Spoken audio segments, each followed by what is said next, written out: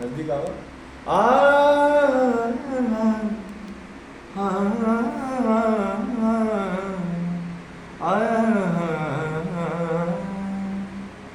शक्तिवान लगल लक्ष्मण के रोवेले रघुराई। शक्तिवान लगल लक्ष्मण के रोवेले रघुराई। अखिया खोला बबुआ हो अखिया खोला बबुआ तब बोलब के छोटका भाई। अखिया खोला बबुआ बोलब के छोटका भाई। अखिया खोला बबुआ का जाके हम कहब अवध में पूछिए तीनों माई। का जाके हम कहब अवध में पूछिए तीनों माई।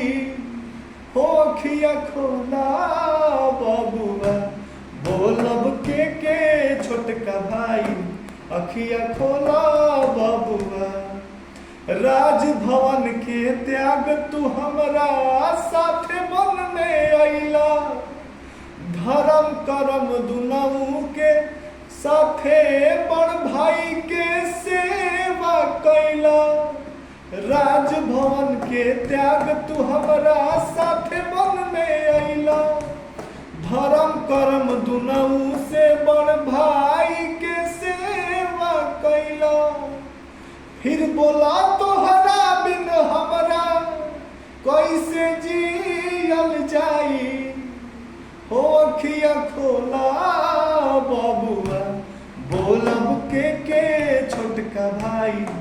अखिया खोला बबुआ सूर्यवंश के सूरज डूबी रघुकुल लागी दागी। जुग जुग बात चली है भौजाई रहली अभागी।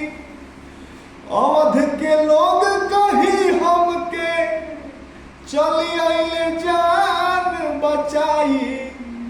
हो अखिया खोला बबुआ तके बोली हमके बड़का भाई। अखिया खोला बबुआ बोलब के छोटका भाई। अखिया खोला बबुआ बोलब के छोटका भाई। अखिया खोला बबुआ बोलब दादा दादा दादा दादा। अखिया खोला बबुआ।